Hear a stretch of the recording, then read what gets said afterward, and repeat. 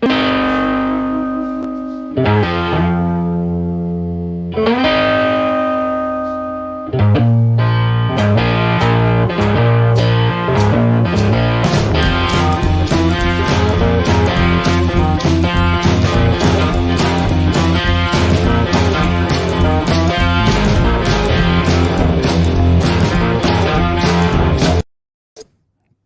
it's time to rock. It's the Sunday show.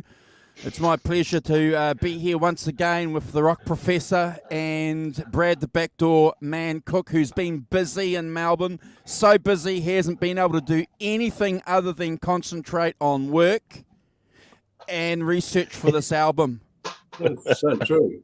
I've been flat out this week. How are you Flat guys out. going? I'll tell you what.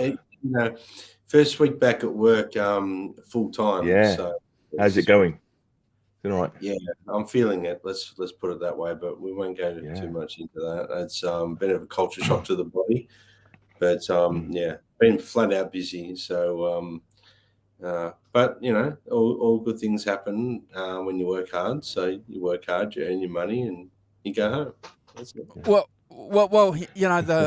I'm digging the musketeer look, bro. I'm digging the V for Vendetta look. V for Vendetta look. I reckon. And look, in recognition of a lot of the great messages we were getting last week on last week's show, regarding clickbait and sponsors for the channel. So there's this week's clickbait. Look at the guns on that, eh? Yeah. So that's our clickbait. What's that? Beefcake Brad. It's like fruitcake Tony, but not.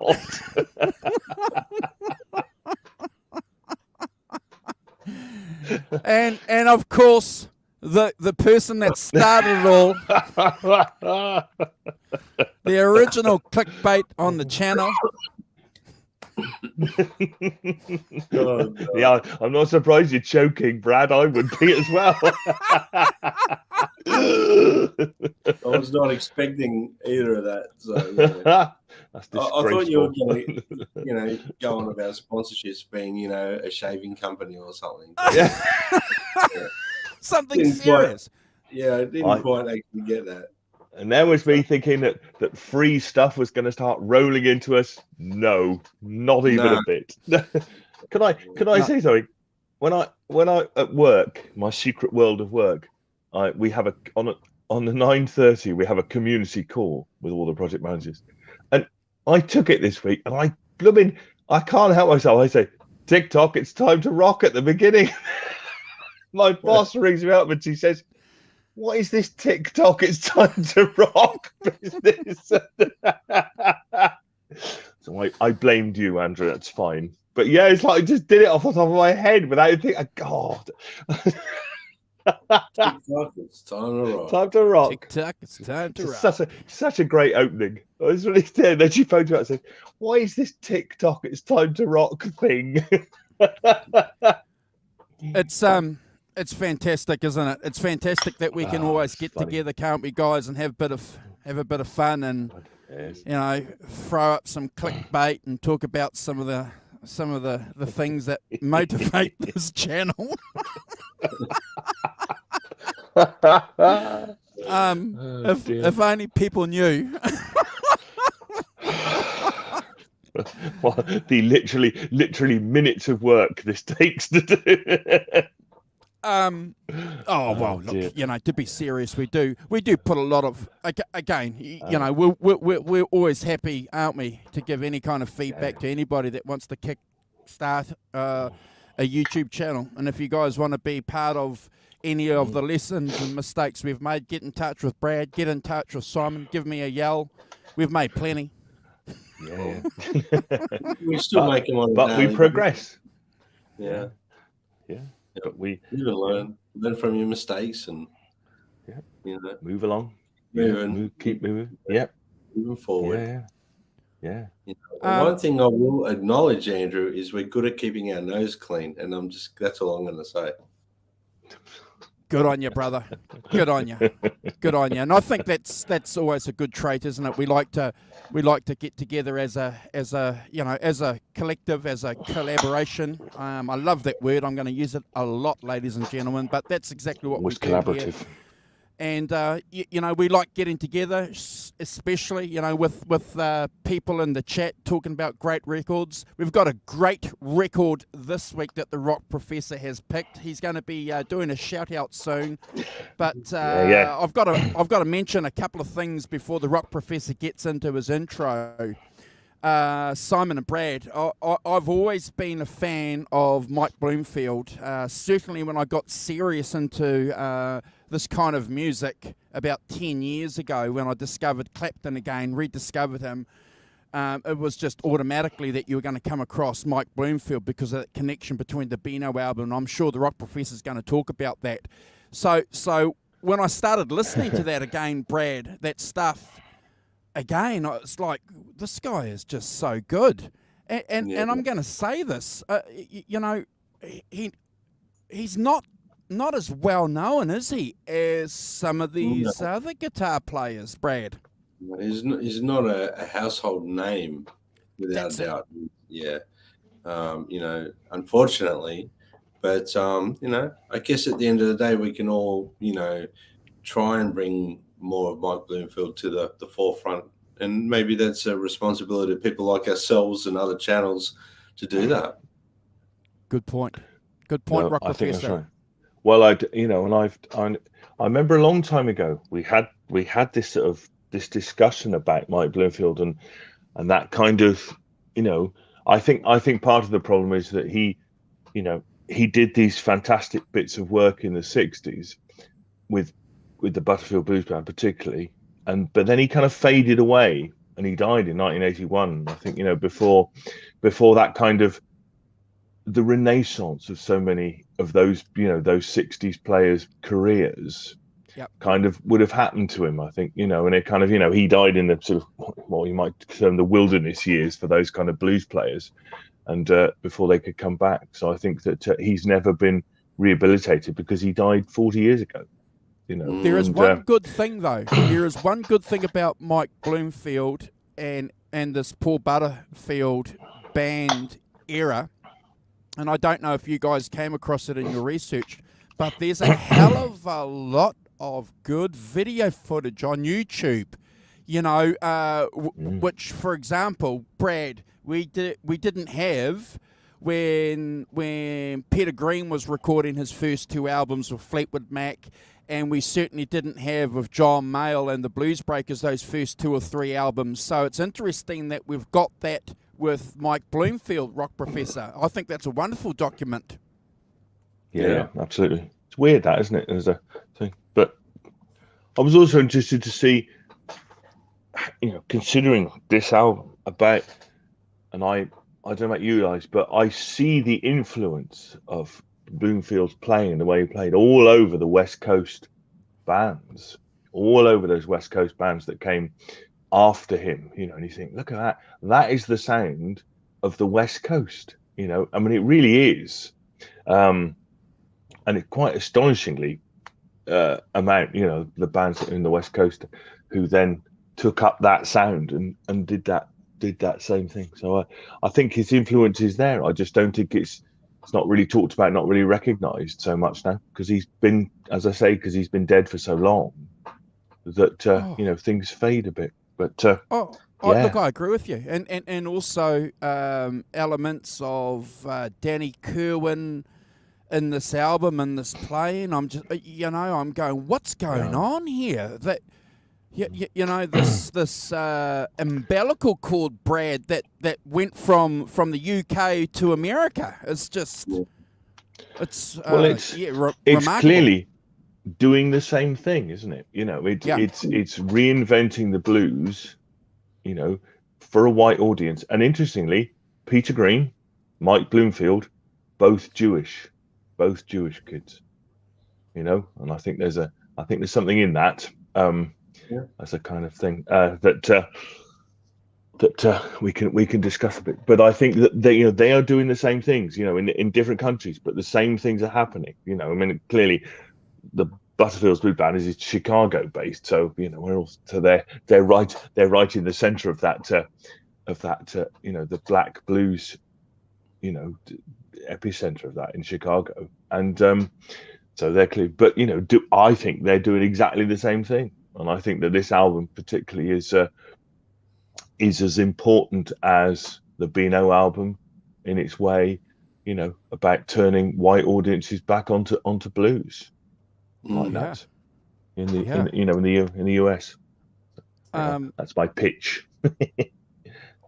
I've got to agree. I think that Brad does look like Zorro. We'll take that. Zorro. Aye. Brad Zorro. Grit Zeppelin. Sure. No, surely V for Vendetta. Surely it's V for Vendetta.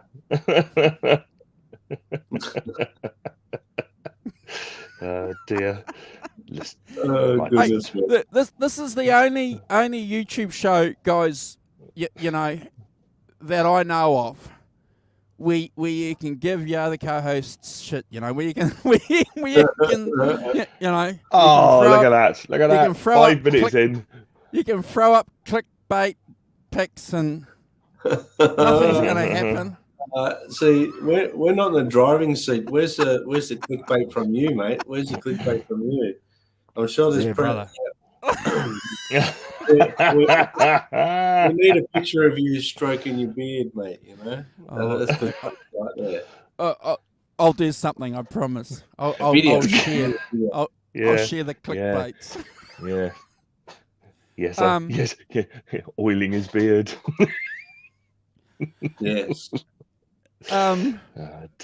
Before we get into, do we want to talk about how we came across this album before the Rock Professor does the introduction, or does the Rock Professor want to do his shout out now? What do you want to do, Simon? I'll do the shout out to the peeps in the chat first, and then we'll talk about how we came across this album and stuff like that. And then you can do your intro. Yeah, cool. And I'll do my intro. How's that? That sounds good. So yes, good morning to Fruitcake Tony, first man in, still awake. Tony, well done. Tim Thomas, good morning. Johnny Heartbreaker, morning Johnny. We have Tim Thomas. We have Gret Zeppelin. Good morning, Gret. Ellen as well. Ellen Toll, still under her pseudonym. I see. That's who else we got? We've got Helene O'Hara. Good morning, Helene. Hope you're good. We've got Nelson, of course, the mighty Nelson Rodriguez, and we've got Hugh Caldwell. Morning, Hugh. Great version of Steely Dan. Do it again, Hugh. Good work, that is. I haven't left a comment yet, but I was listening to it yesterday. Did a really good version of really good copy of Steely Dan. So check that out if you've got 5 minutes. Drops Family Garden. Morning, up late, yes. Keeping you up. That's our job. Well, I think hopefully that's got everybody. Nelson. So welcome one and all. Nice to see you. Hope we're all good. And so do you want to go first, Andrew? When did you first encounter this album? Quite late. I was recollecting in my mind Rock Professor, and I reckon about 92, 93 when I first came across this album as a standalone album. And again, I think it would have been from a work colleague. I had heard of Mike through the Electric Flag album, which is interesting, So I heard that early, Brad, back around '89. For a lot of reasons why. Anyway, getting this East West album when I first heard it was, well, frankly remarkable. There were songs on this album that I understood, that I got. But there are a couple of songs, to be fair, on this album, on the first couple of listens, Simon, that took me a while to sort of work out what was going on here. But I have to be honest, around 2004, 2005, when the Cream reunion started, you know, when I started listening to a lot of this music again, Brad, I was listening to this album and I got it, you know, in particular the two instrumentals. I got where they were coming from. I understood a little bit about what they were trying to achieve, Simon, which I think is an important part of this album. But without giving too much away in regards to the tracks, I'll just say one thing, though, that listening to it, and I know it might sound like a cliche when we do this show once a week, but listening to this album this week has just made a lot of those connections that we've spoken about that bands might do or might have, and when you can clearly hear them and see what's going on, it's like, oh, I get it. So again, I've gone up another level in appreciation with this band, but certainly with the guitar work. I think it's fantastic, Simon. What about you? Well, I mean, I come to it via Mike Bloomfield, really, because in my world, Mike Bloomfield is the guitar player when Bob Dylan went electric at the 65 Correct. Newport Folk Festival. And, you know, and therefore, and played on Highway 61. So, you know, he's forever etched in my mind as that guy, you know, that playing those blistering lead lines on the Newport Folk Festival, the 4 or 5 songs that Bob Dylan did, you know, because they were there. So that's where I come in it, you know. So that's where I know him from. And I will have heard this record round at my friend Gerard's, who definitely would have played it to me, you know, Sure. just give me a bit of background. But this album that we're doing today, East West, I can't say I've not listened to it in detail. I don't think I've ever listened to it before, which is kind of why I was interested in it, because one of my great memories of you and me and Carl, you know, going back 2 or 3 years, is, you know, we did a show about Paul Butterfield and Mike Bloomfield, talking about, you know, what you've touched on already, which was that the whole thing about the is it the American version of the Beano album and stuff, which I put on my posts as a kind of little question, and you know, and talked a bit about the history of them, and you know, it's kind of intrigued me ever since this record, you know, to go back and thinking to myself, we're going to do this album and we're going to rank it, you know, because clearly I think it, you know, it has a cultural importance to American music of the late 60s, which I think we could dig into. So you know, I've been fascinated to really dig into it for the first time, because I've not really dug into it before.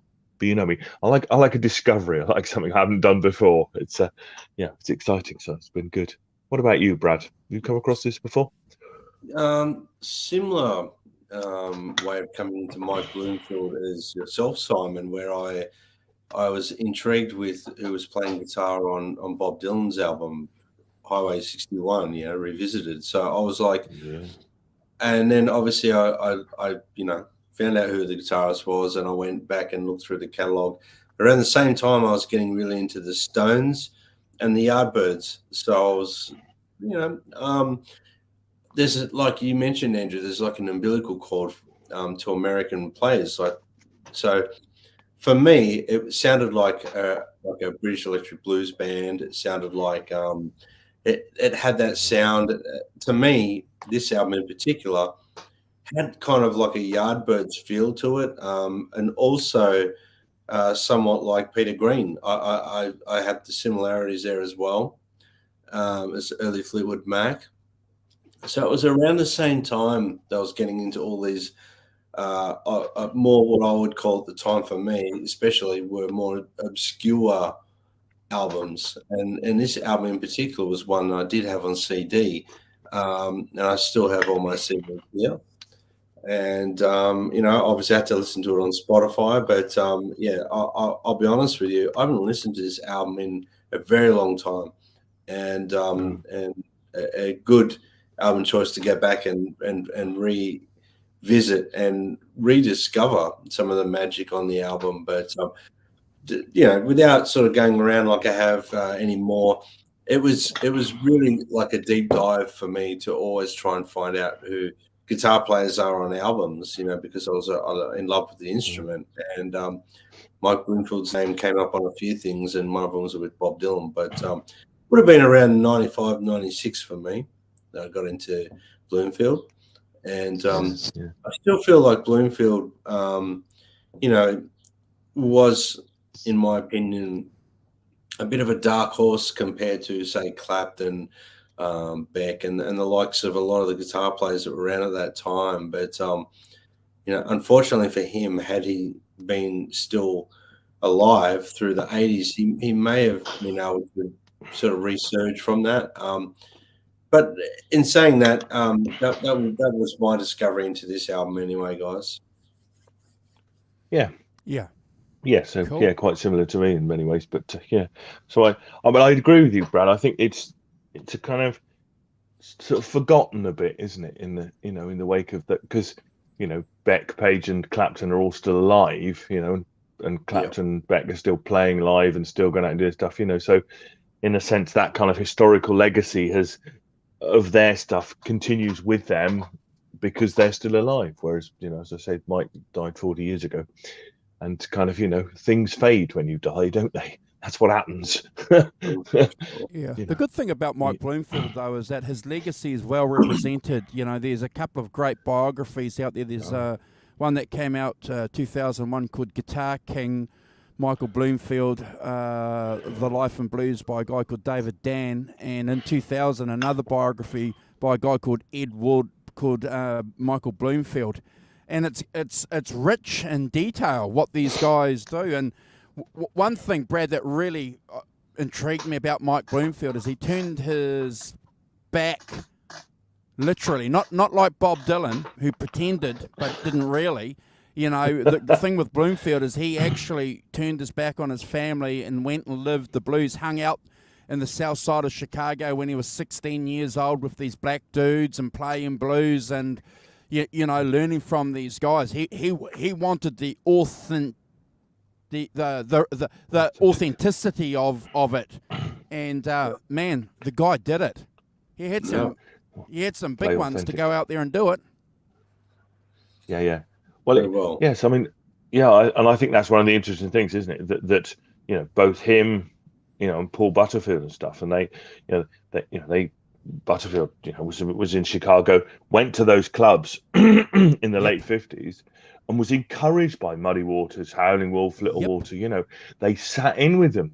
So clearly those guys, the giants of the blues, Waters, Wolf, and Little Water, and all those, they weren't saying you're a bunch of white kids, clear off. They were going, come and play.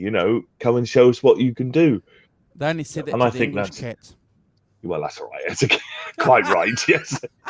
Clear off, you lot. Yes. But it is, I think, that, and these days when we talk a lot about cultural appropriation and all sorts of things like that, that clearly they didn't feel that.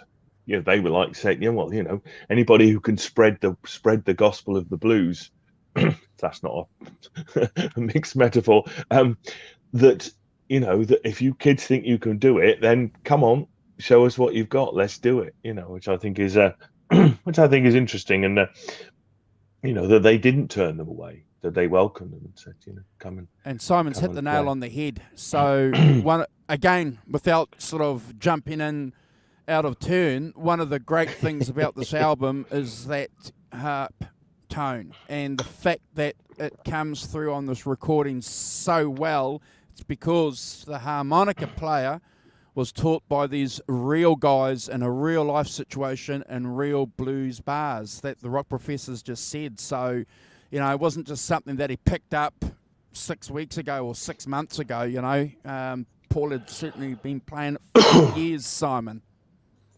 No, I think that's right. And, he apparently picked it up, in the early 60s, very early 60s, 61, 62.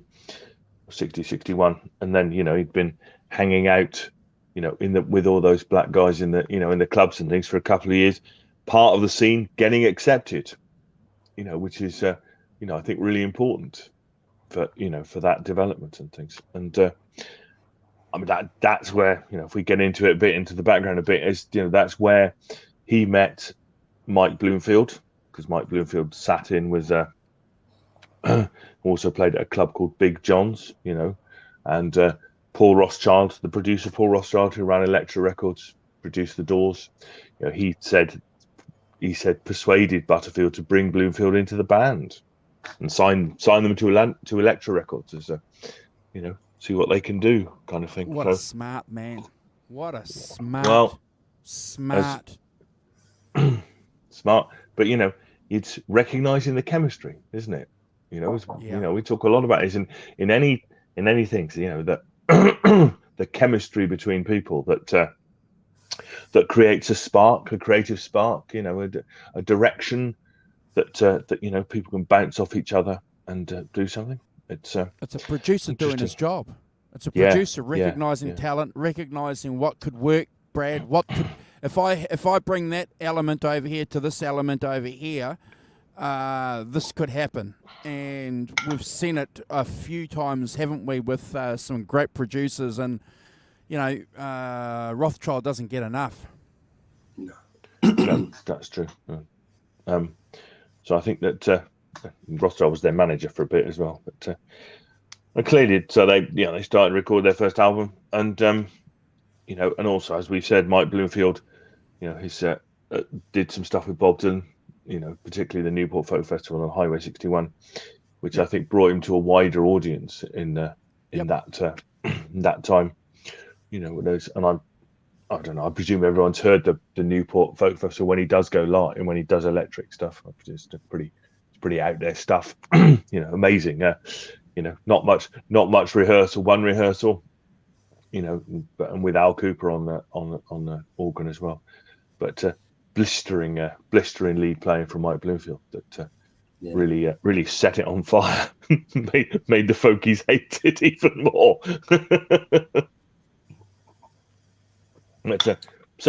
They got together in Chicago in the 60s. I think it's worth I'll just talk a little bit about Mike Bloomfield because he's clearly he's again born in the war years, 1943, and brought up in a wealthy Jewish Chicago family in Chicago.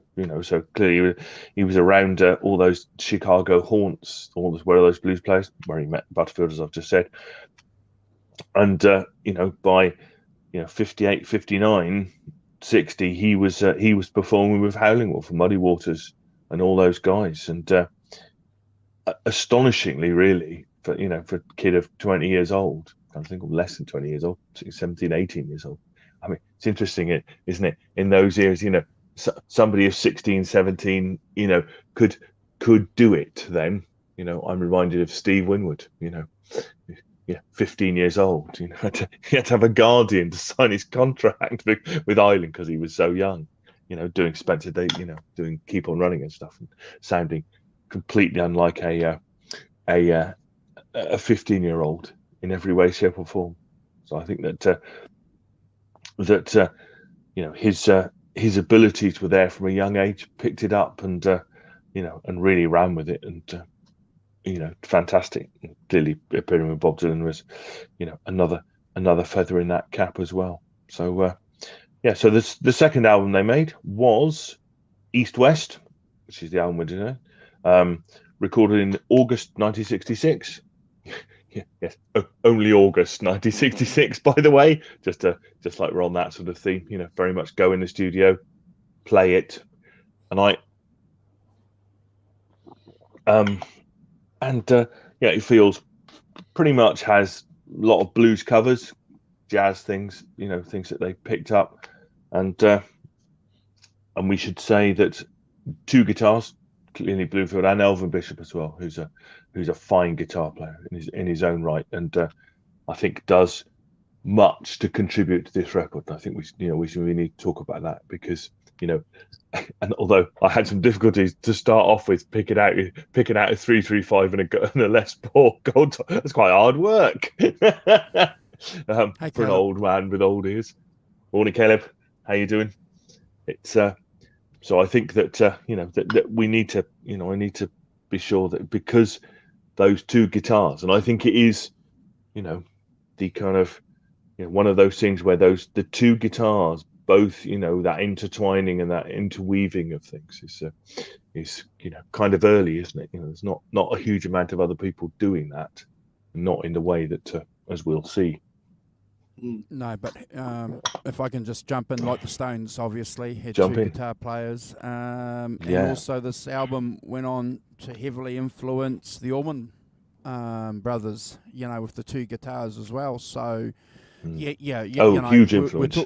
We're talking about umbilical cords and linkages before, weren't we, guys? And it's just doing this backstepping and forward and hopscotch, whatever you want to call it, that we do, and it just, and we've spoken about the Allman Brothers many times on this show, Brad, and I'm sitting here a couple of days ago going, I get it. I get where, it's just, a remarkable album, Simon. I think, I'll be quiet. You carry on with your absolutely. intro. you listen to this album, and then you listen to the Allman Brothers live at the Fillmore, and then you see that huge link between that and what the Allman Brothers were doing in the very early 70s and stuff. And to me, there isn't a massive link. But interestingly, I am interested that I was only gonna bring up the Rolling Stones in my commentary on the first track. But sure, as you brought them up, I think that you're absolutely right, that there is I thought of that link between what the Rolling Stones were doing before them, by the way, so we've done the first two Rolling Stones albums, and I think that particularly some of this reminded me of taking that idea of doing those blues standards and putting them through their particular filters.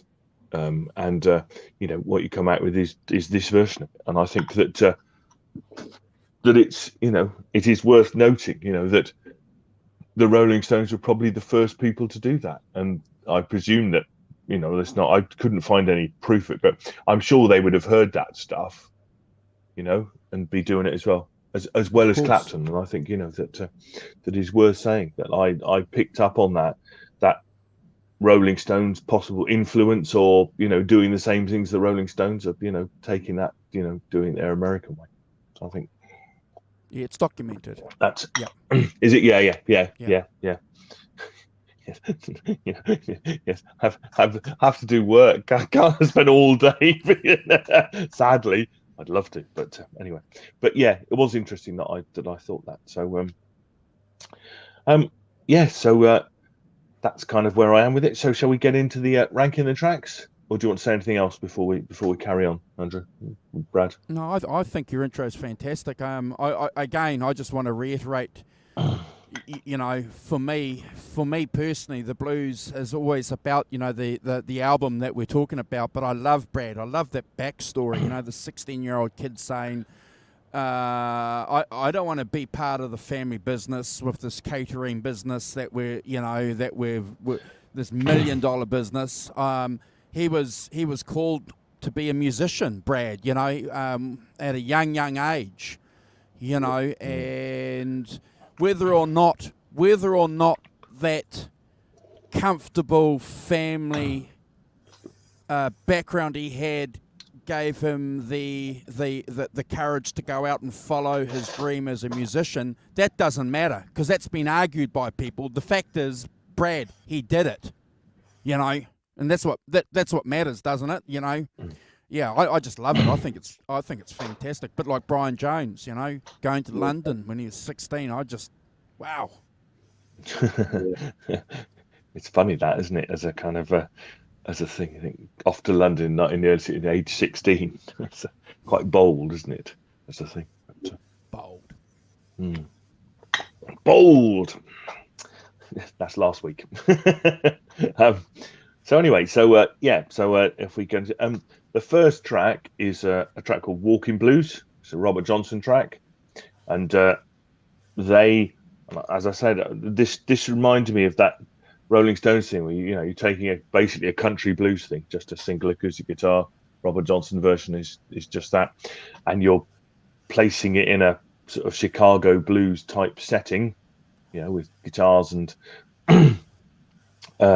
drums and things, and and then you've got Mike Bloomfield. So it's just kind of taking it, it's urbanizing the country blues thing of Robert Johnson, which is very much, I felt like this what the Stones were doing. Andrew, correct me if I'm wrong, but that was my feeling about it, is that was what the connection was with the with what Bob Dylan called the wild mercurial sound, of Mike Bloomfield over the top of it as well.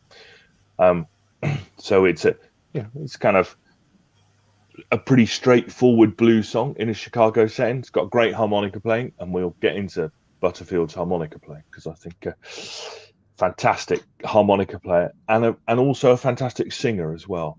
I think that sings with real passion and real verve, energy, imbues the song with energy. There's that kind of the guitar breaks, the playing under the singing with that very kind of heavy vibrato thing. I don't know, that's very reminiscent of the Quicksilver Messenger Service guitarist John Cipollina. So if you come across him, if you go and listen to some of his stuff, the longer stuff on their first album, Fool's Gold, I mean, it's got all that kind of very, I presume it's all in the writ. It's like an amazing kind of vibrato thing that he does, that he clearly got from Mike Bloomfield. It's amazing. But you know me, I love making those sort of connections and seeing those things. It's one of those things you go, oh yeah, Quicksilver Messenger Service. Oh yeah, I see a line there to that, later on, because they came after. So clearly they were listening to this and going, aha. I think it's a really good opening track, really strong. It's got that military beat as well. That it's not a straightforward 4/4 beat. It's got that military roll kind of beat to it. That is really cool. I gave this an 8 out of 10, and never a skip, and a really good intro to the album. Andrew. Yeah, I just want to paint a picture for our people in the chat here. So this is 1966 when this album's dropped. Okay, so 1966, this song is a masterpiece of an example of Chicago blues in a contemporary setting for 1966. It's just remarkable. If you're listening to this in 1966 and you're tinged by Chicago blues, this wouldn't be foreign to your ears at all.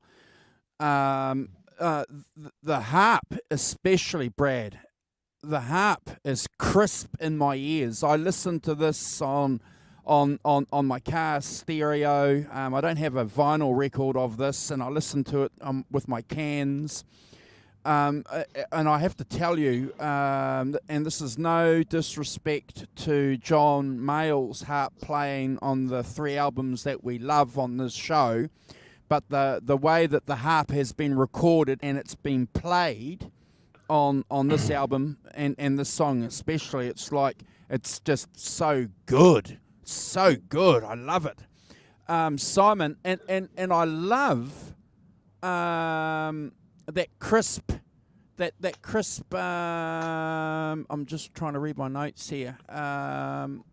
That snap, the snap of the guitar, of the rhythm guitar that you're talking about. I just love that snap, that it's how that's playing in with the beat that you've already mentioned with the drums going on. I too, that chop, that kind of I too have given it an 8 out of 10 too. So a well-deserved 8. A well-deserved 8, Brad. Never a skip. And again, I hate saying this. I'm not greasing up the rock professor. I don't do that. Not all the time. Yeah, sometimes. Not all the time. Sometimes. Well, occasionally. Okay, not at all. but a manifesto of where this band is going to take you, but then it's going to take you. It's going to lead you up the garden path on a couple of on some. But yeah. Look, a solid manifesto, I think, of where this band comes from. I think it wanted to pay back some of that that legacy, a tribute, Brad, to some of those past masters, and they do it really well. 8 out of 10, Brad. Look, you guys have given a really good description, and it's going to be hard to follow you guys through this whole album, I can tell, because a lot of my notes are very reminiscent of what you guys have said.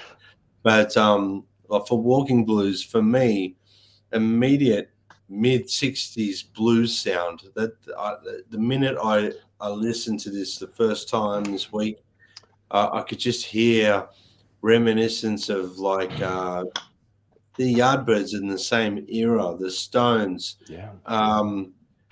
But very straight blues. I can't really describe it. This era had that sound. Yeah, it had that. Yeah. The blues bands in this era had that sound, and they had it. Very strong vocals. I really enjoyed that. The moving bass line through the song, the harmonica. Obviously, that's a very nice touch, and the way it's recorded, Andrew, like you said, is very crisp and very upfront, but not overpowering either. Very, very nicely done. There's some I've put here accent guitars, so. There's some really nice accent guitars there. All round great guitar playing, including the solo that goes from the guitar solo to the harmonica solo, and I gave it an 8.5 out of 10, and it's never a skip for me, guys. Wow. So we're on track. We're on track, Yeah. Professor. Yeah. Yeah. I think that it's that, Brad, just to pick on your point about it is immediately a 60s record, isn't it? That kind of clean guitar. The thing, there's no distortion, there's no drive, well, you get a bit, but you don't, because they're playing through, clean amps directly into the amp, there's no pedal boards and stuff like that you absolutely get that kind of crisp, clean, pristine sound, don't you, that of a guitar going straight into a clean amp, because I think that's the other thing to say, is that the amps, are clean amps. It's not Marshalls. It's I think is Mike Blue was using a Gibson, and Alvin Bishop, I think, using a Fender. So clearly kind of clean amps going on, but so gives it that, But also I think that interestingly, listening to it now, 50 years later, whatever it is, that 60 years later nearly, but that you don't have that kind of, how many other bands have done this before kind of thing, who else does it, and I think that it's, we can make a lot of connections, or a lot of, that probably weren't nearly so much when this came out, and I think that that historical context of when it comes out, and the effect it has on people, because I think would have been a lot more electrifying in a way than possibly we get now, because we've got the historical context to to put it into, and if you don't have one, it's different experience. Cool. Get out of my life, woman. Yes, Alan Toussaint, of course, the great New Orleans musician, Alan Toussaint. And it has that kind of, again, it kind of, it's kind of going off in a slightly different direction, doing a slightly different thing. This one has that 1/4/5 chord structure. It's kind of mid-tempo, and again, that chopped guitar that it has, on the two, that, and it introduces the piano. So they don't have a keyboard in the first track. They have a keyboard, so this is piano. And the piano is is probably the main instrument on this, I would say. It's got a couple of piano solos, really kind of cool piano solos too, and the guitar does a bit of call and response with the vocals, but it's pretty much, and again, there's that echoes of that Chicago blues thing with having a piano, but to me the piano is the main instrument, and really I think that like we talk a lot in here about dynamics and color and things, and you introduce the piano on the second track, you've got a different different piece of color, different dynamic that it brings you, and it's brilliantly played. I think it's a fantastic jaunty guitar, upbeat, jaunty. And I gave this 8 out of 10, and never a skip. And really good second track as well. Andrew.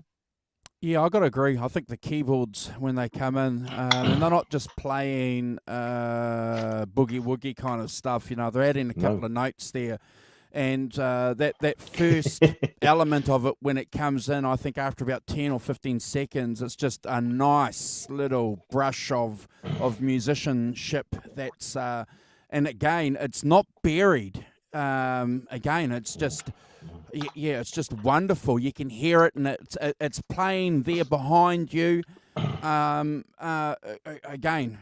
Electra. We're going to keep mentioning this, aren't we? Rothschild and his ability to be able to do things. And Mike Bloomfield was watching a lot of this, how they were doing this stuff. Very smart guy. Again, you got that nice rhythm snap going on. I can't add much more to it, Simon. Great title for a song.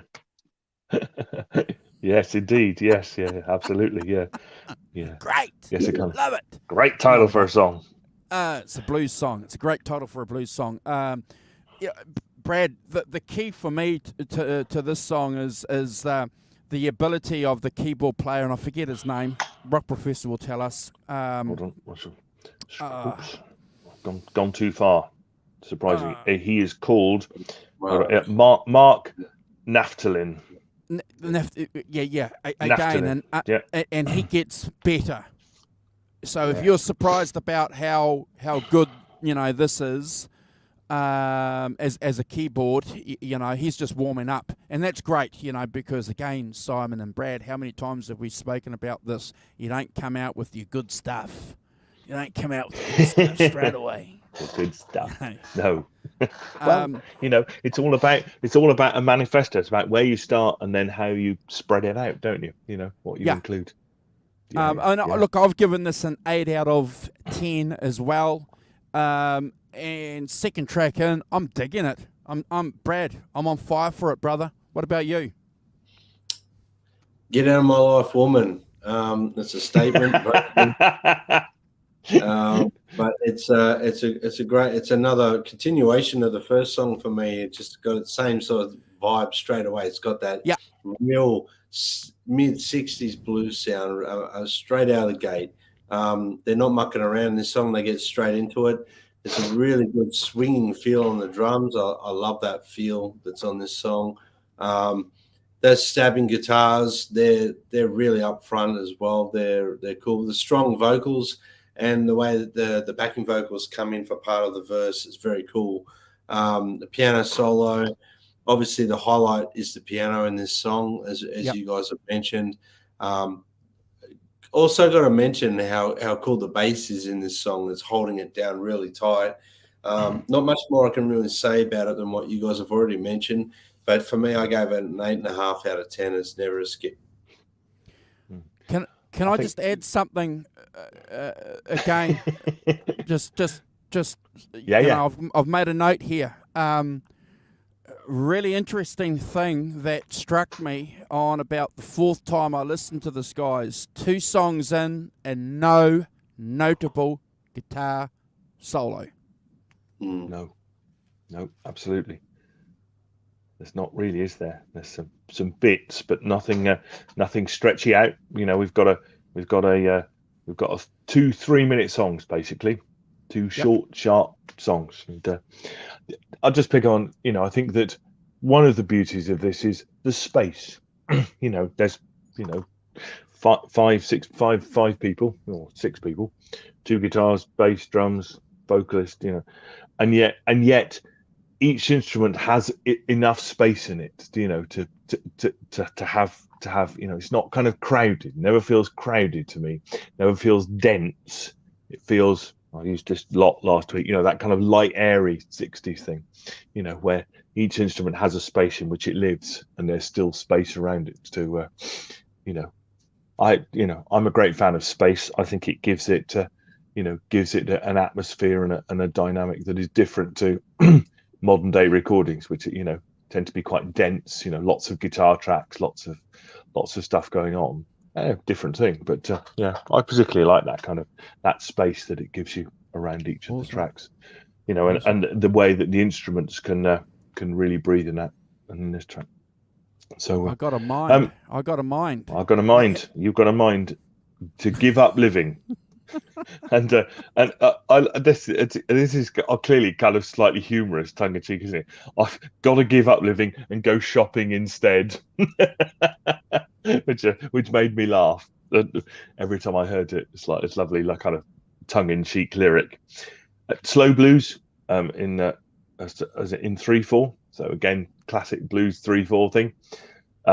Kind of that cool atmospheric guitar intro, and I think, Andrew, you're right. This is the first time that the we start getting the guitar coming more to the fore, and again with the piano on it, so it's got that kind of Chicago blues vibe to it. But atmospheric is the word. I've got quite a lot of those things in here, but the atmosphere of dramatic starts and things, and I think they're really good at those kind of dramatic starts.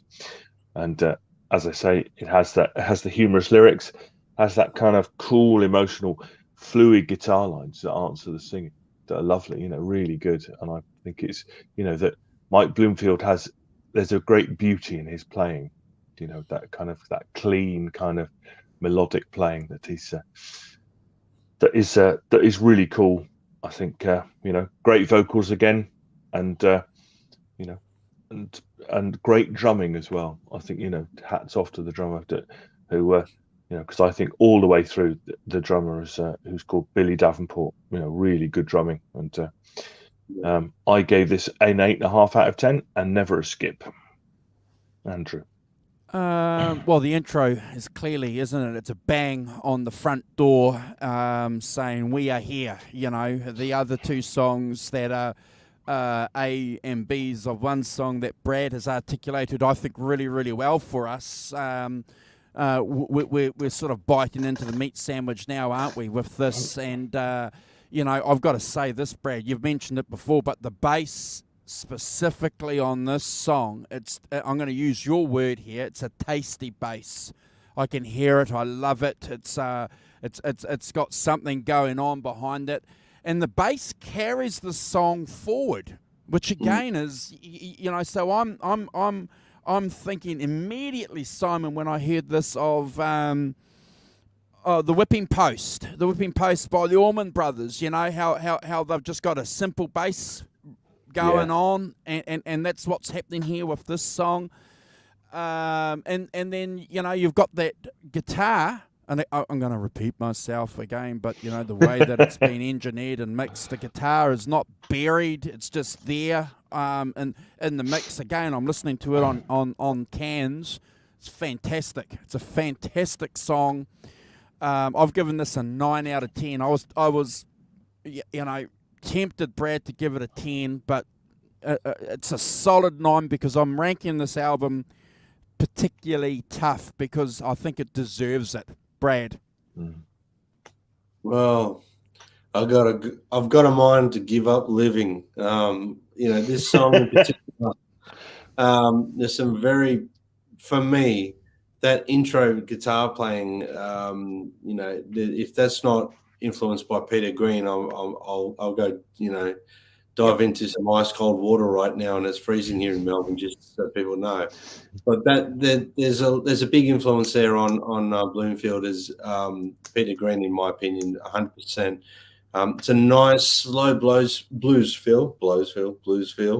The singing, it's like a right back emotional and pushing where he needs to sing. Like this.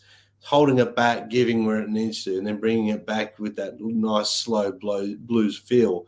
And the drums, look, they're very cool. They're locked in. The bass is fantastic, like Andrew mentioned. At about 2 minutes 15, you're in for a real treat. There's some tasty, beautiful guitar playing there. I ranked it 9 out of 10. It's never a skip for me, guys. Awesome. Hey, Helen. No. I think that's true. So yes, I think it's again, it's got something different. You can see the kind of the palette expanding, can't you? And using different elements, different things coming in as we get into the album. And I think it's very cleverly done as well. I think we must take our hats off to Rothschild. I don't know who. I presume he kind of sequenced the album and things, and so I think it's really cleverly done. I think it showcases everything to its best advantage, the way that it is done. So hats off to him for that. The next track is All These Blues, which is a little short track. I think that it's, for me, this is the track that introduces the harmonica, the harp playing in most ways. It's mainly it's got the harp breaks, it's got the harp call and response with the singing. So to me, this is like, and this is the harp player's chance to showcase and starts to come to the fore. The riff reminded me of Dr. Feelgood's Roxette, I should say. Roxette.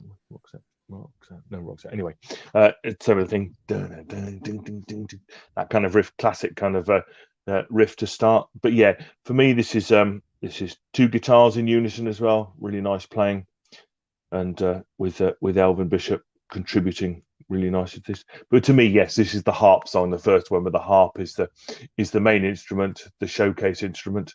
I give this an 8 out of 10 and never a skip.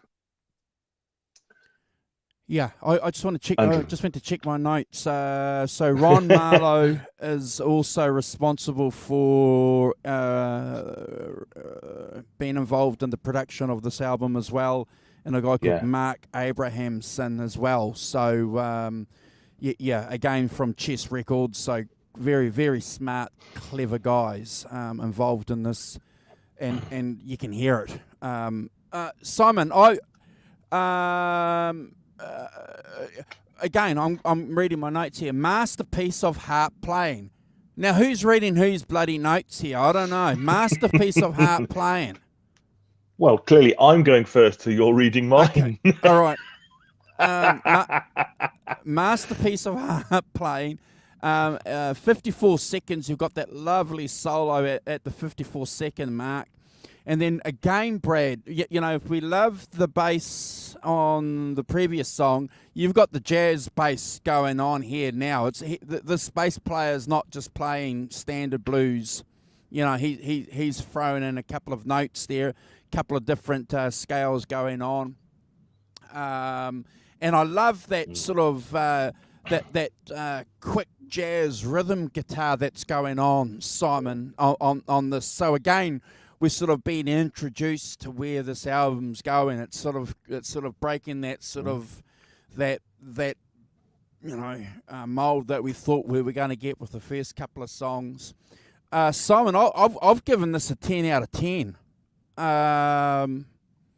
And yeah, I think I only went with a kind of 8 because I felt that at 2 minutes 18, it kind of for me it's there to do a particular job, which is to say showcase the harp playing, and that's its job. And that hats off to them. They don't outstay their welcome. They don't make it a 5-minute song. It's like 2 minutes, bosh, in and out, and that's what it does. And I think that for me there are other songs that maybe, but we'll get to those. Yeah, Brad. So 10 out of 10, and clearly, obviously, a 10 out of 10 is most definitely never a skip, Brad. Well, you guys have really covered this song really well. I mean, my notes are very similar to Andrew's, very, very similar to yours as well, Simon. So for me, it's got that real nice laid back blues singing. He's singing with some laid back feel to it, gives where it needs to go, similar to the song before, but very in the pocket of the song and perfect for the song. The tempo it's pushing, but it's kind of held back a little bit as well, giving the song a really great feel. The rhythm section are really cooking, just to back up like what Andrew was saying. The bass player is really starting to, show some more color in the playing, and the drums are fantastic. But obviously, the song for me, it really highlights the harmonica. So for me, I ranked it a little bit higher, and then I dropped it back the second and third time I listened to it.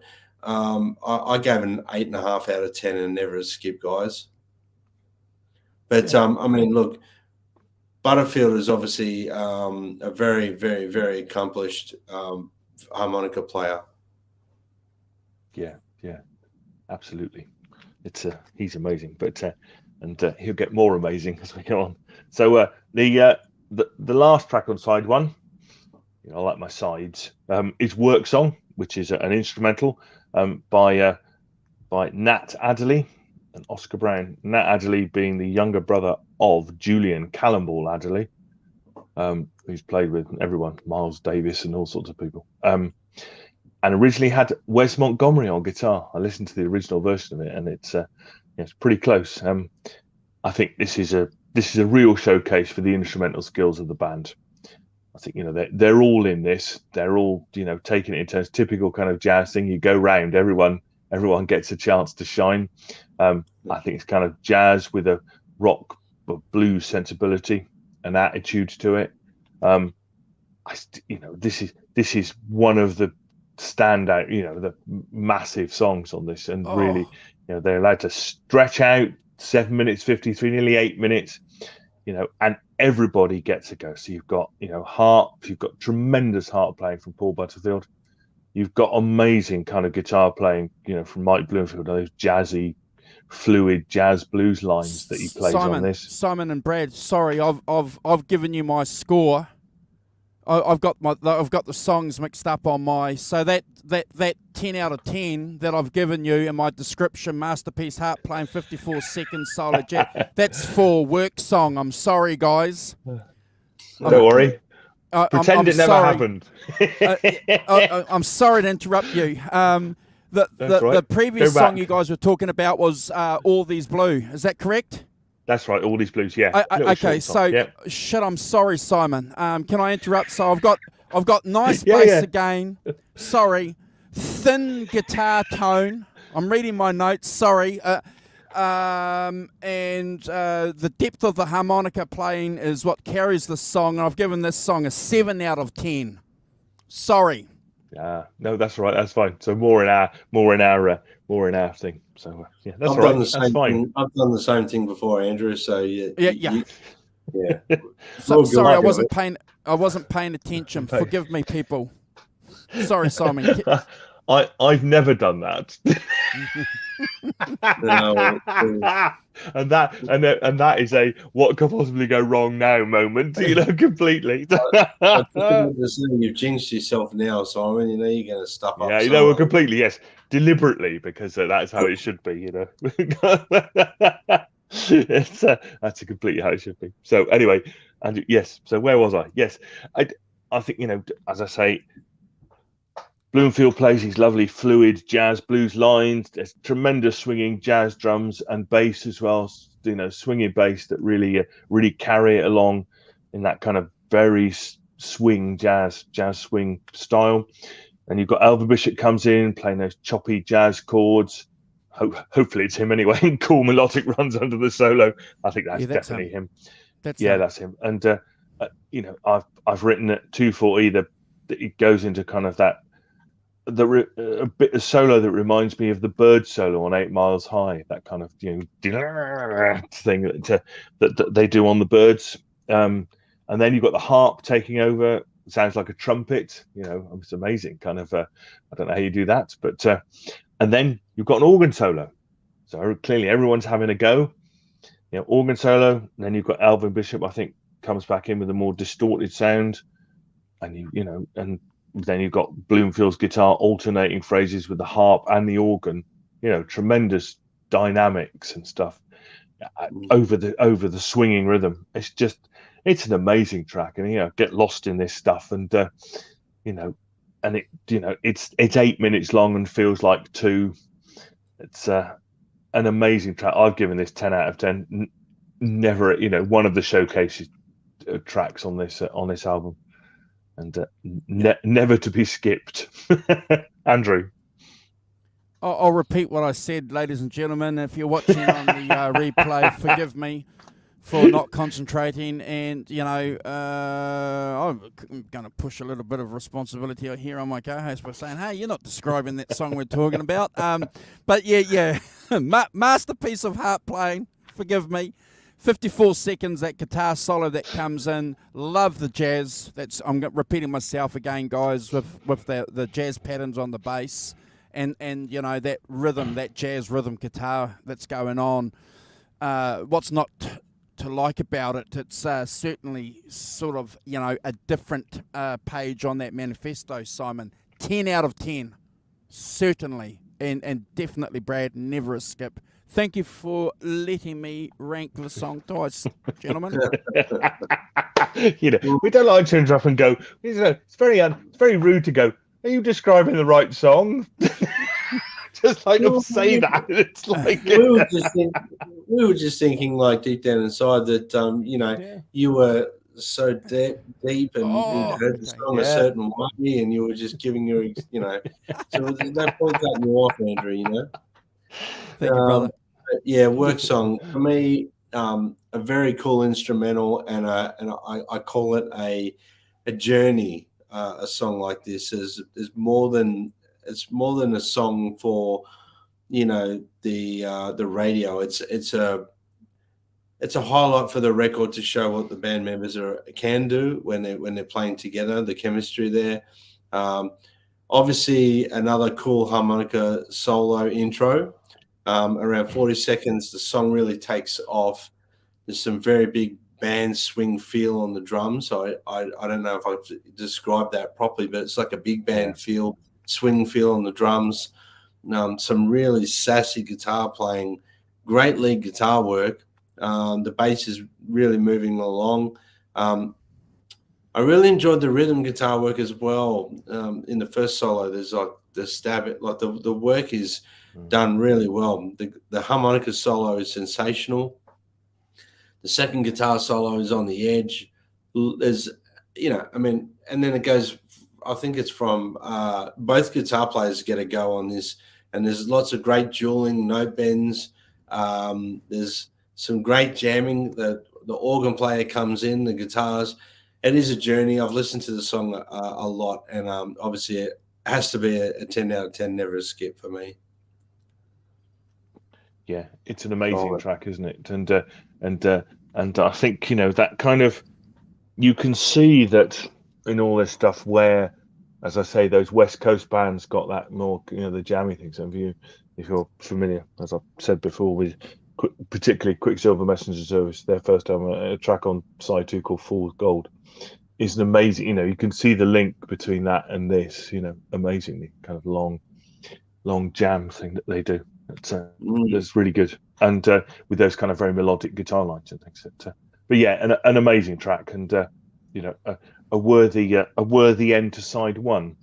Are we going to show some photographs, boss? Yeah, sure. Hold on, guys. So what we got here is we've got some clickbait.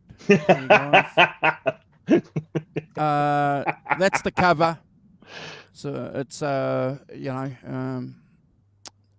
it's a museum. Is that correct, Simon? Yeah, that's right. Yeah.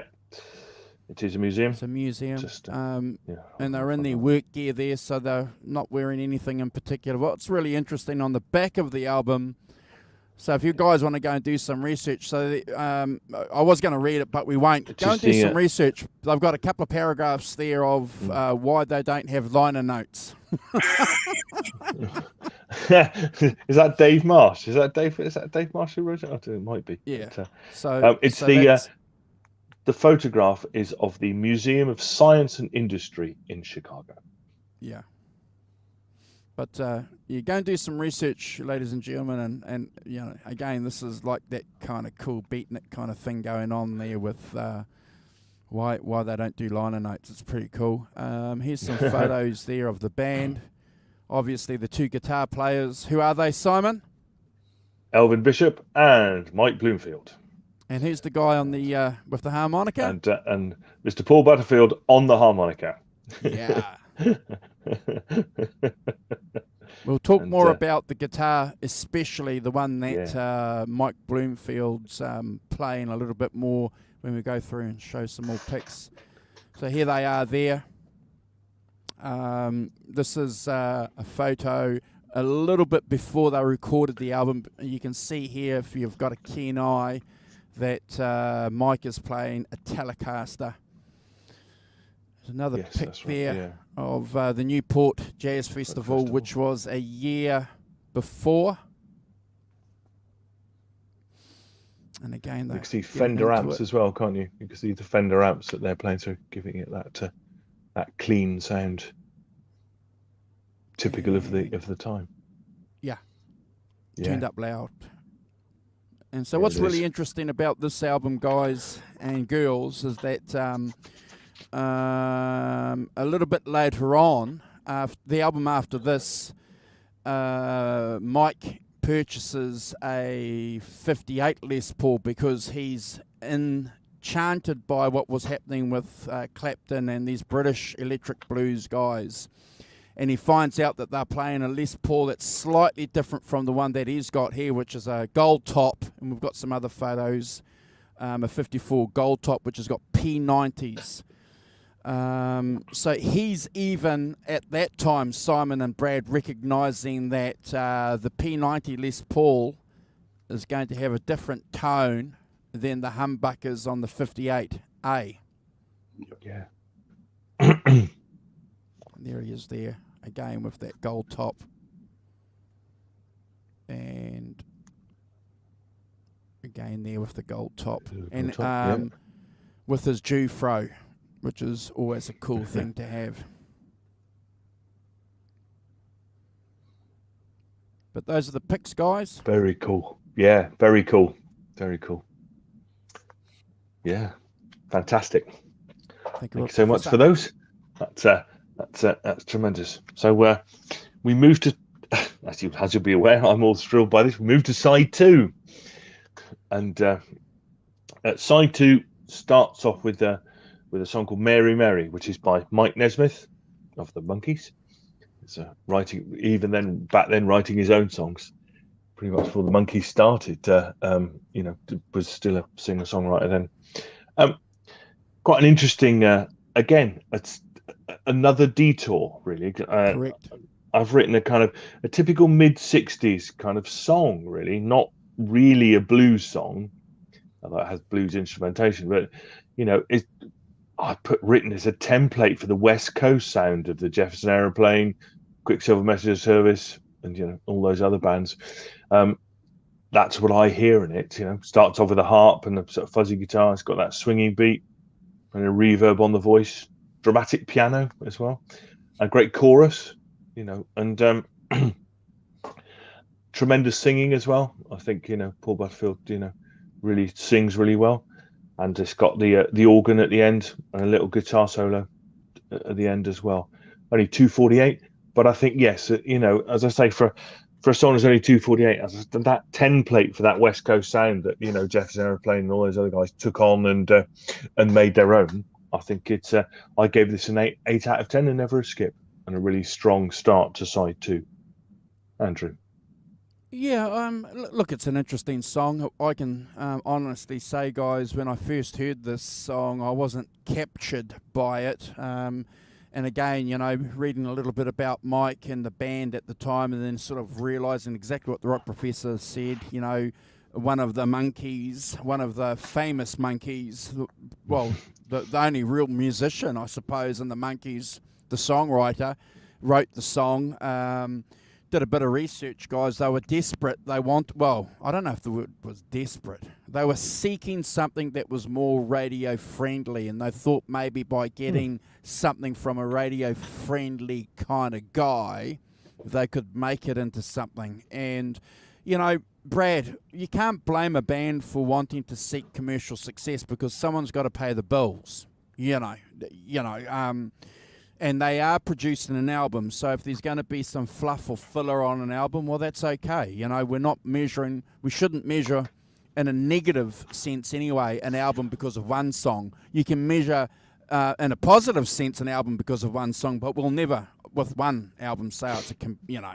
But look, Simon, I'm not going to add more to what you've said. It's I'm interested though about the blueprint or the connection that you've had with the West Coast sound. That's something that I certainly did not hear, but I'm not saying that that's not there. But I will re-engage on that. So I'm interested in that. I've given this a 7 out of 10, and again, a smart positioning of I think someone in the band or someone in the must have made a decision a little bit later, realizing, oh, maybe this isn't going to be the radio hit that they thought it was going to be. I don't know. No. 7 out of 10, Brad. Never a skip though. Yeah, well, for me, you know, a nice tempo, like mid-tempo blues song, very cool. Yep. Strong vocals. The band's playing really well. There's some cool little stops in there and start and stops, which I really enjoy that in the song. You know, harmonica as well, fantastic. Nice blistering lead guitar work on the outro, where the tempo sort of picks up a bit. The song took a bit of, you know, for me, when I ranked some of the songs, going back re-ranking, it dropped a bit for me because it just didn't really capture me the second and third and fourth listen through. So I gave it a 6.5 out of 10. Never a skip, but 6.5 compared to the rankings on the other songs I've got. Yep. Yeah, I think that's fair. And I can see why you would give it. Yeah. I think I gave it an extra point for its kind of my link to that West Coast sound and stuff, and for sure, but I completely agree with you. I went a bit back and forth on what to give it, you know, 7, 8, that sort of thing. So I don't feel as though that's an unfair score at all for it, to be honest. Time out. No. It's funny because I usually rank it first and then I go back and listen, and then I usually adjust my rankings on the day that we come on and do this sort of thing. So, yeah, it dropped a little bit, unfortunately, but yeah. Oh, no, not at all. I mean, I think that in some ways it is slightly an anomaly on the record, isn't it? You know, it's not quite where the rest of the album is. For me, an interesting sideline. As I say, it's got that kind of West Coast vibe to it. And I guess at the end of the day, we are being real here. We're just fans. We're ranking it the way we see it. So yeah. Yep. As long as I'm not timed out, I'm okay. You know. No timing out. So, good night, Johnny. Cheers, Johnny. Sleep well. Thanks for dropping by, mate. Hope you're good. Appreciate the support. Thank you. Yeah. So no, it's fine. Oh, because I completely understand where you're coming from. As I said, I probably gave it an extra point for my perception of it being, that kind of the thing that I hear in it is those other bands taking on that kind of that kind of Mary. I've heard other songs that do that kind of thing, and as I say, particularly, I think so, which is why I probably gave an extra point for that. But I think I agree. I think 7 is, if you just listen to it as a song, probably 7 is a score I would go for as well. But anyway, so cool. So the second track is Two Trains Running, and we're back in blues territory now. It's a Muddy Waters song. It's a slow kind of atmospheric electric blues with a sort of heavy riff. It picks up the pace a bit. It's got plenty of dynamics, and it's this is a kind of the Muddy Waters version is kind of slow atmospheric. This is kind of faster and jauntier, with those choppy rhythms and that galloping beat, a bit like a train rhythm going along, that the drummer plays. Again, definitely organ, one of the lead instruments on here.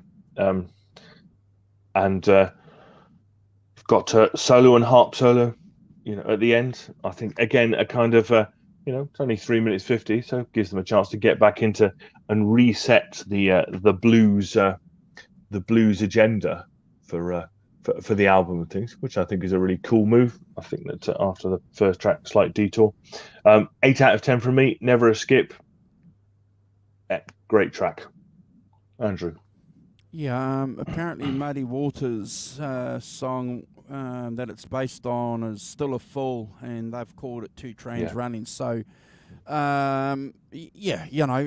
we've said this at the top of the show, didn't we, guys? You know, that these guys had the connection with Muddy Waters, and a lot of these Chicago Giants, they sat with them, they talked with them, they ate and they drank, smoked, and did lots of other things with these guys too, and clearly sharing stories about how songs are borrowed, and there's a history, there's a legacy of that, isn't there, Simon and Brad, in the blues traditions, where guys from the Delta were taking songs and they were changing it and changing the title and changing the title. And then you've got the British cats doing the same thing, slightly changing titles and variations. And again, you've got these American guys doing the same thing.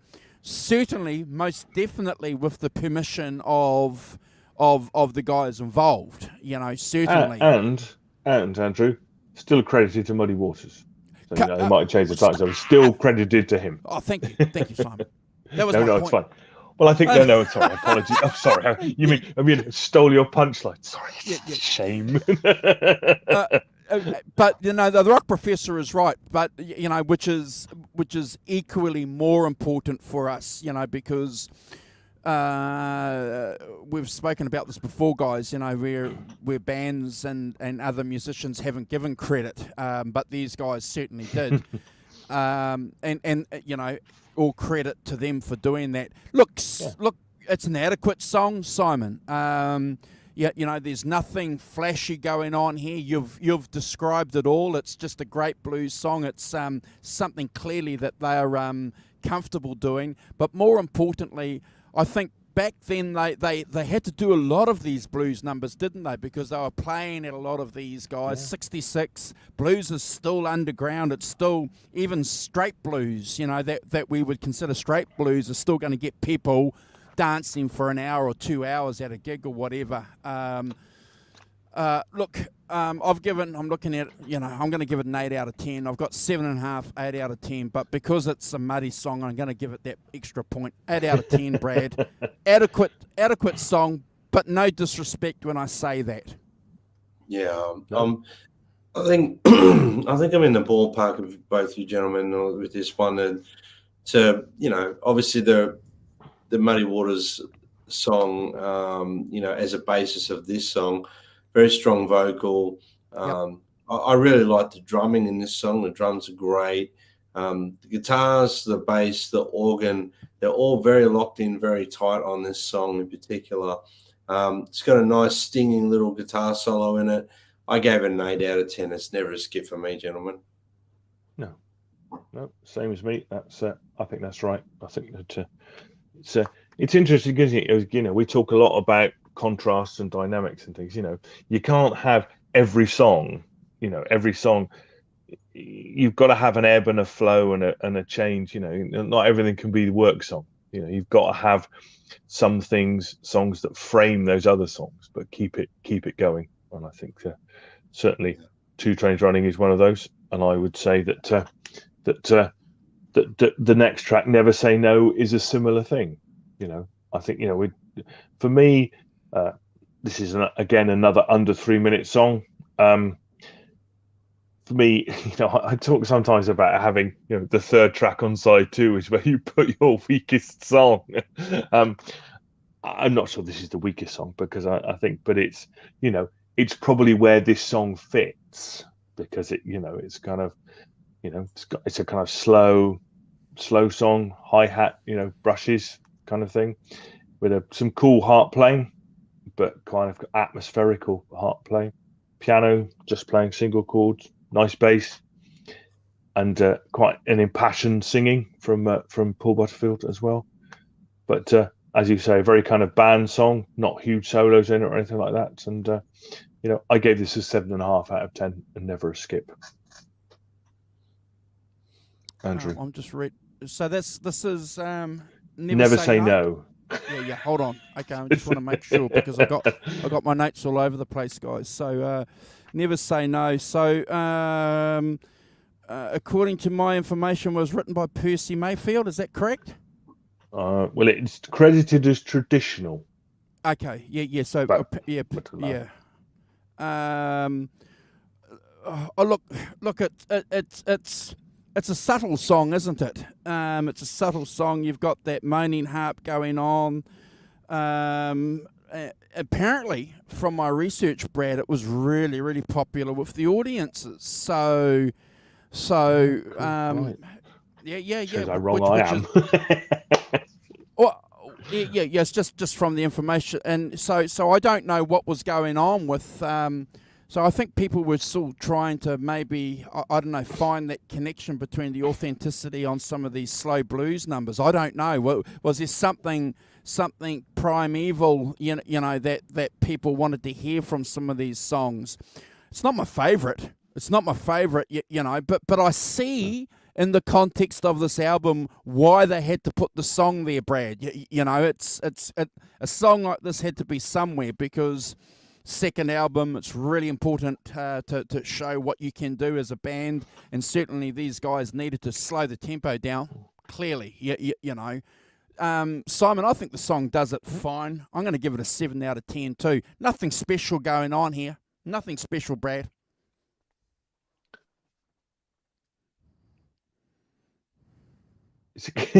We lost you, Brad. Or are you on mute?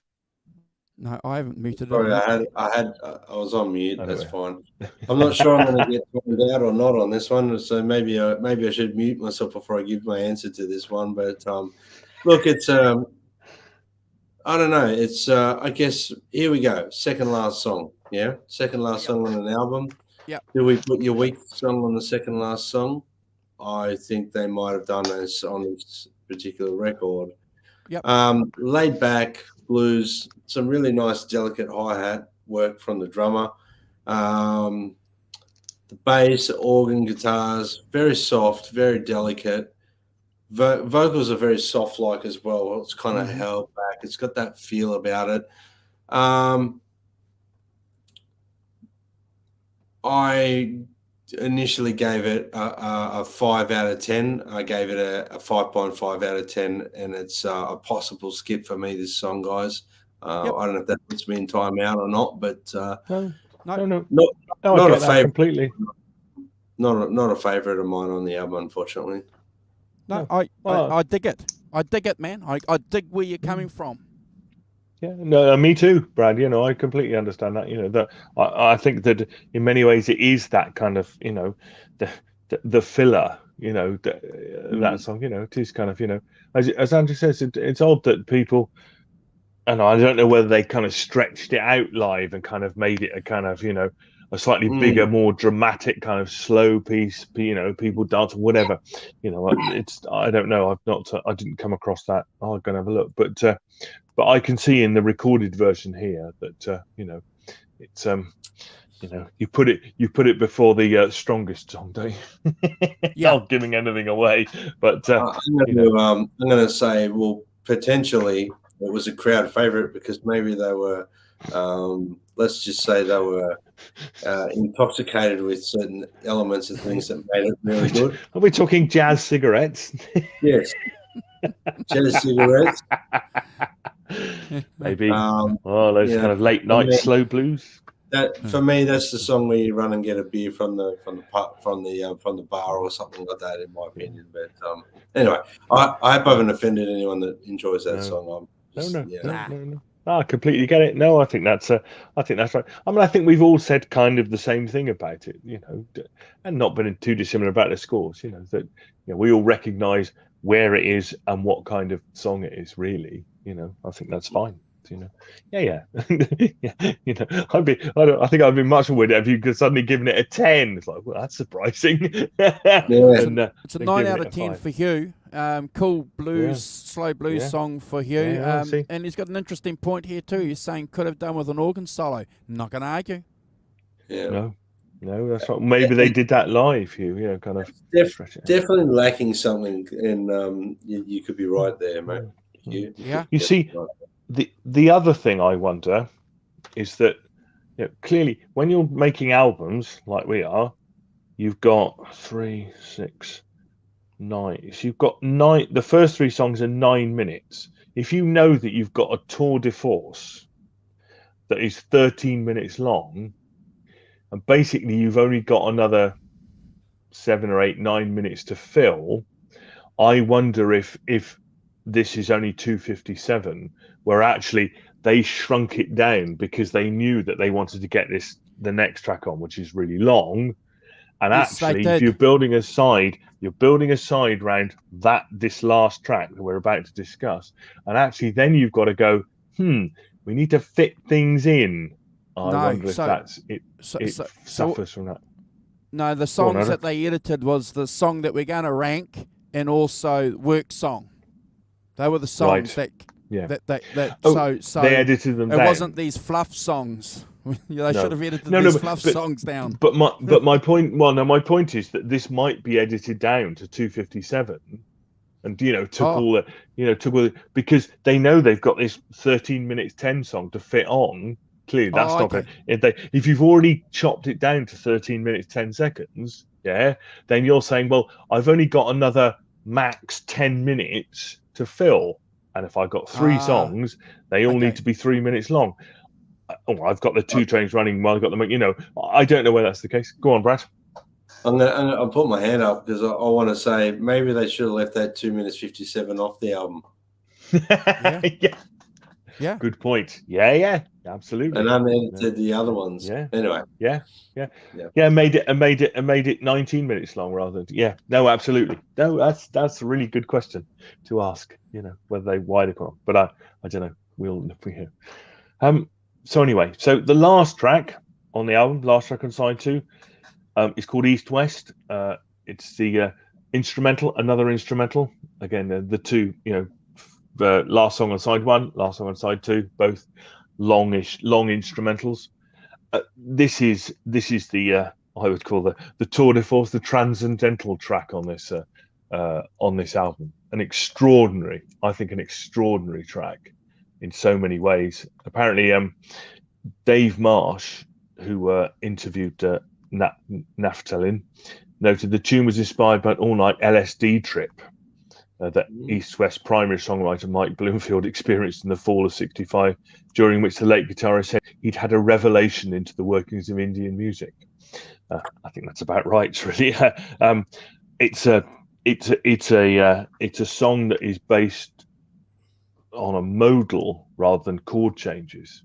So it's got based on a single key, and people just play through those things rather than play through the changes as they do thing. I think it's the it can sparked. Dave Marsh said it sparked the West Coast rock revolution, in which song structures with extended improvisational passages become commonplace. And I think that's really true. And as we've talked about already, goes through into the Allman Brothers, and all their improvisational things that they did. As I say, for me, it's one of the most extraordinary things I've heard, to be honest. I don't, those and it's got everything in it, hasn't it? It's got, it's the heart, tremendous heart playing. The guitar playing from Mike Bloomfield is extraordinary in that kind of very sitar-like, those very Indian type runs, raga runs that he does. It's long and it has a dynamic to it. It gets, it builds up to crescendo and then drops away, builds up to another crescendo at the end. Again, Alvin Bishop playing brilliantly as well in this, but I found it extraordinarily hypnotic and kind of, draws you into an extraordinary. I can't think of another track that is really like it. I can hear elements of other people in it, clearly, but those kind of raga runs and all those long things, I can't think of anybody else in rock who plays like that other than Bloomfield. I think that it's as I say, it's a lesson in dynamics. If you want to find out how to structure I've said this a lot on about a lot of songs from this era. They didn't have effects pedals and things like that. So you were talking about loud, quiet, crescendos, different ways of playing. Play softly, play hard, play on the neck pickup, play on the bridge pickup, back and forth. As I say, if you've not heard it before, and I presume everybody's had a look, I think it's the most extraordinary track, and I've given it's a Brad score, 1,000 out of 10. Well, I do. As I say, I can't think of anything that is like it. I can think of people who clearly took their influence from it and build their own stuff around it. And I think that's one of the great compliments you can say. They didn't just redo it; they took their own. All those West Coast bands and the Allman Brothers and everybody else who does jam things like this. So if you haven't heard it, listen to it, and put headphones on and listen to it. It's the most extraordinary musical journey. 1,000 out of 10 and never a skip from me. Andrew. I've been studying this song for at least 10 years, ladies and gentlemen, and I don't normally do this, but I'm going to read my ranking, my words. I'm going to pinch directly from the book that I mentioned earlier called Guitar King, Michael Bloomfield's Life and Blues, that came out last year, because I think what this guy has described in a paragraph and a bit is just about everything I think that describes this song. So bear with me, please, guys, to read this, and thank you for allowing me to do this. We don't normally do this, but these aren't my own words. So in the control room, Ron Malo looked at Mark Abramson and nodded his approval. The chess engineer had recorded jazz sessions where pieces occasionally ran into 10 minutes and longer. But this was the first time he had ever taped an extended composition by a pop band. And this instrumental wasn't just extended, it was almost 15 minutes long. That was nearly an entire side of a standard long-playing record. No blues band in Malo's experience had ever attempted something so audacious. The piece clearly wasn't blues, it wasn't jazz, although its solos had much in common with jazz improvisation. The beat was too sophisticated for rock, and even though the scales used in portions of the piece sounded Eastern, it certainly wasn't ethnic folk music. Milo had no idea how to describe East-West because he had never heard anything like it. East-West is unquestionably a tour de force, a magnificent demonstration of virtuosic playing unlike anything previously recorded in pop music, a fusion of blues, rock, and jazz that incorporated Eastern and modal scales. The piece transcended the sum of its parts to become a bellwether for a new form of popular music. Bloomfield's instrumental, after its release in October, would be categorized as a prime example of psychedelic rock. Wow. Wow. Yeah. Yes, beautifully put. What's your rankings, Andrew? Brad score. Brad. Yeah, 2 out of 10. Yes. Brad score. Brad score. I said, at the top of the my I've been studying this song for 10 years solidly. Trying to, and we could do a whole show on this song. The 3 elements that make up the song. It's wow. Brad score. Well, I don't know how to follow that.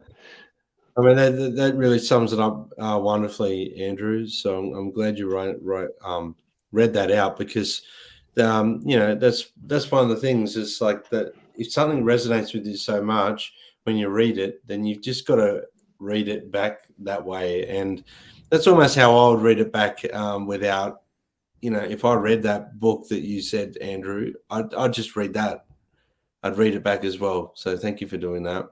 But for me, East West, look, there's a couple of things I'll highlight and I'll give you my ranking. But it's hard to follow the wonderful slot, the third slot. I call it the wonderful slot, where you hard to follow everyone. Look, it's on that intro. There's some really interesting Santana style playing on the guitar, which is very cool. The bass, obviously, very busy and in a great way. It's a jam song, yeah. Yep. The harmonica is great. Sharing some inflections together with the guitar, which is very cool. Around 3 minutes, there's some very Eastern style scales being played. It's right up my alley. I love that stuff. And I love that the way they're executing that. The repeated lines, fantastic. 6 minutes 56 into the song, it breaks down. There's a cool little bass line with some real colorful guitar playing over the top. Again, it's a journey. The song, in my opinion, is a jam. Like you alluded to, Andrew, it goes for 15 minutes or so, and they actually edited the song to fit into the time length it goes for. For me, it's a 10 out of 10. It's never a skip, guys. So a masterpiece. Yep. Yeah. I think it's we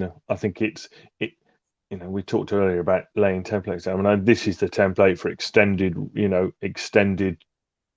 songs, extend out the solos and things. And because I don't think anybody before this in rock music, pop music, was doing something like this. I think it's out there on its own as a sort of beacon of the way forward, but clearly being influenced by jazz as much as rock. So extraordinary. I again, so one of the things that struck me, guys, when I first heard this song and became conscious of it, with those jazz elements, Brad, you look at Cream. Who were the two musicians in Cream that certainly came from jazz backgrounds? Ginger Baker and Jack Bruce, and both of those guys have described Clapton as a jazz guitarist, but he doesn't know it because he's got impeccable timing, Simon. And the author of this book here has made the connection with psychedelic rock. And where do Cream fit into psychedelic rock? One of the key elements with Disraeli Gears. So again, I'm just fascinated by this shifting of the sands. But everything is still stable. Do you think? Do you know, Andrew, if Cream were influenced by this at all? Do you know if they were? Absolutely. So Crappy Luxury had said a comment in his in the chat here. There's a famous photograph of Mike Bloomfield, and he's got bare feet, and he's at a gig, and he's playing the guitar with Clapton in the changing room. So right. They were certainly sharing with it. Ideas and talking about stuff, Brad. Clearly, so yeah. So again, just another example of those threads. Fantastic, eh? Sorry, go on, Brad. Go on. No, go on. It's a clear example of where people were going to and heading to in the mid 60s, especially the last song on this record, East West. It's for me, it was experimental. People were they were doing things, but the sound of the record is very mid 60s blues, and they were experimenting. All these bands around them were experimenting. The Cream, all of these bands were experimenting, and that this album in particular is a perfect example of that. Simon. Yeah, definitely. Oh, I was just going to say, of course, the other person who, picked up on those Indian ragging is Jimmy Page, who must have been influenced by this record as well.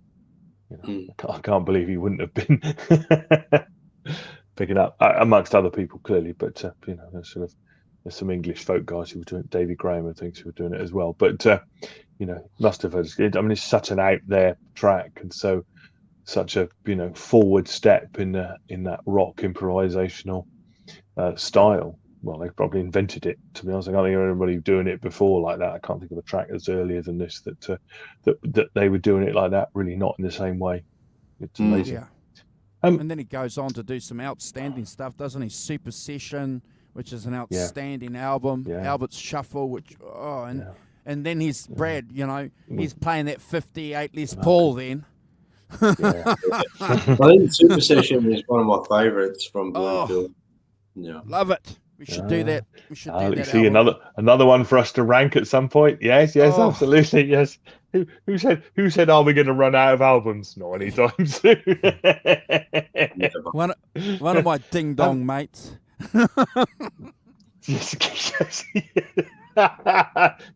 Clearly hasn't worked it out at all. Just one thing that occurs to me. Sorry, guys. Just going back to the just a note about Never Say No, the previous track. It's sung by Elvin Bishop. That's correct. That's probably why it's on there. That actually it's his showcase for his vocal talents, not. So I presume that's one of the reasons why it'd be on there. Makes sense. As I think it makes more sense if you know that he sang it rather than Paul Butterfield. But just thought I'd throw that in. Yeah. So I think an extraordinary record. I think you'll agree. You know, with an amazing, groundbreaking tracks on it, East West. You know, and also, you know, bringing the blues to a wider white audience. I think it's a landmark album. Now, to answer the question, do you think it's the American version of the Beano album? Or do you think it's not that at all? There you are. I'm going to say I wouldn't be uncomfortable by saying that. I wouldn't be uncomfortable by saying that it's the American. Probably more. I think there's. Well, there's a lot of Fleetwood Mac, and Brad mentioned it earlier. There's a lot of songs. There's, it's probably things more that Peter than Green that, Simon. picked up on. Yeah, things that More Peter than Green that. picked up on. You can see it, can't you? You can see it all stretching out. Yeah. What people took from this record. Yeah, absolutely. Yeah. But that's what we do. What do you think, Brad? What do you think? Oh, look, I'm a firm believer of subconsciously. Look, maybe they didn't subconsciously mean to do it. Yeah, they didn't mean to be the answer to Beano. Oh no! I'm putting a I think it does have a strong, heavy, or it's heavily influenced by that album 100%, without a doubt. But I think the Beano album influenced a lot of bands, and you could hear it. I don't know whether. Yeah. But yeah, to answer your question properly, I agree, Simon. Yes, I agree. I mean, yes, I don't. I'm just gonna. I can't remember whether the Beano album 66, isn't it? I can't remember when in 66 it is, but June. Out in June.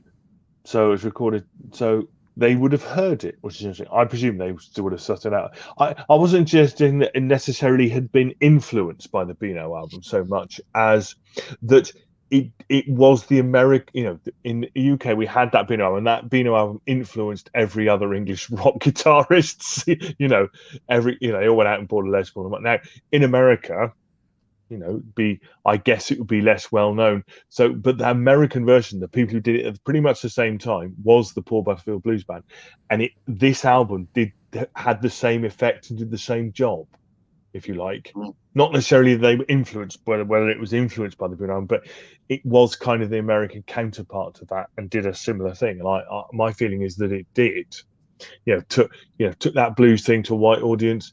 Also, as we've just discussed, that kind of long improvisation, but all those West Coast, East Coast, South Coast bands then took on into the late 60s and early 70s and stuff, massive waves, the ripples out from this album, I think are huge in the same way as the Beano album, but in America rather than in here. So that would be my feeling about it. Amazing record. Yes. So I hope you enjoyed that. I thought it was a great record, and I was really pleased to dig into it and find out how cool and good it was. Thank you, Simon. Thank you, Rock Professor. And we do look forward to doing Super Session. I think that's going to be probably the next Bloomfield album we do. And hold your horses, ladies and gentlemen. That'll be sooner rather than later, because we're on a Bloomfield buzz at the moment. But I'm going to put the cat amongst the pigeons here, ladies and gentlemen, and say to my co-host, I think we're going to be doing a Zoso show next week. Is it? Who's picked next week? It's yours. Yeah, yours. Okay, so we're gonna do a Zoso show next week, ladies and gentlemen. Yeah. So we've got an interesting topic to discuss with you guys. So, as usual, if you get on the bottom there, you'll see some social media accounts. If you follow Brad at Brad Cook Music, easy peasy. And the Rock Professor, Simon Williams 33, over the next couple of days will release the homework for you guys in preparation for a Zoso show. Mm-hmm. And I think, we need to say also thank you very much for the subs that we've picked up over the last week or so. Yeah. Really appreciate it. Thank you, everyone, for subscribing to us. We want to make another point too, please, if you've watched this far. If you haven't already subscribed to us, please do. If you haven't subscribed to our friends on our community channels page, please do. If you want to be on there, let me know, let Brad know, or let the Rock Professor know. We'll put you there. There's no fee attached.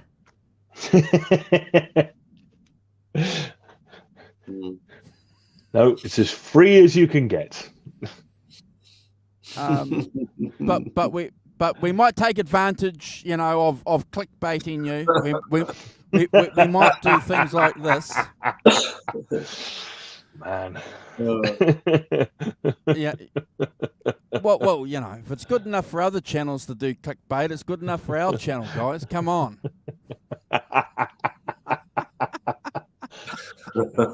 Can't think what you mean. Oh, God. No, I won't say it. No, don't say it. You get us into trouble. And we don't want trouble. No. Oh, dear. Zoso show next week. Cool. Fantastic. We're always up for a Zoso show, so we look forward to that. This one, I'm sure, is going to be a surprise for everybody, including my co-hosts.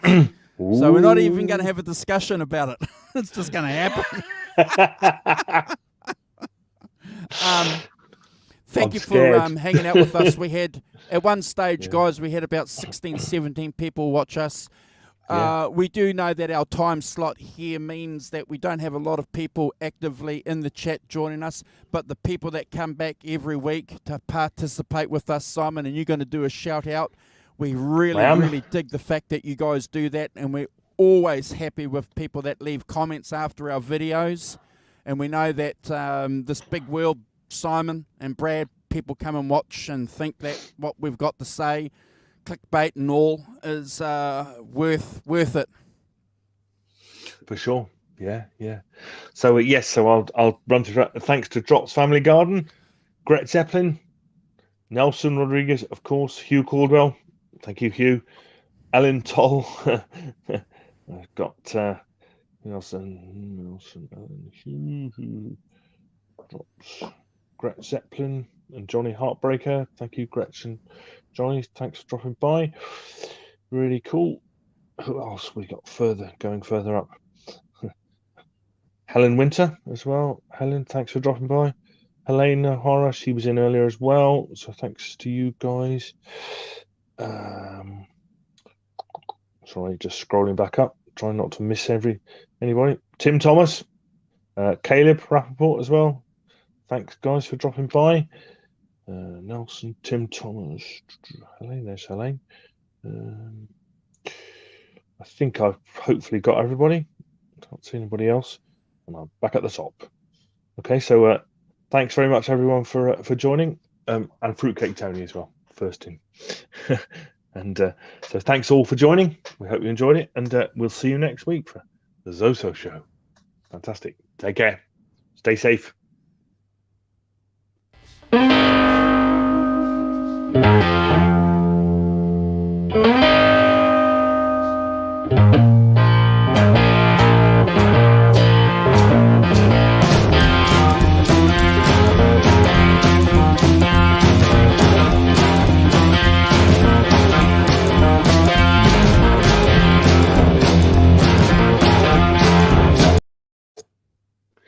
Yay!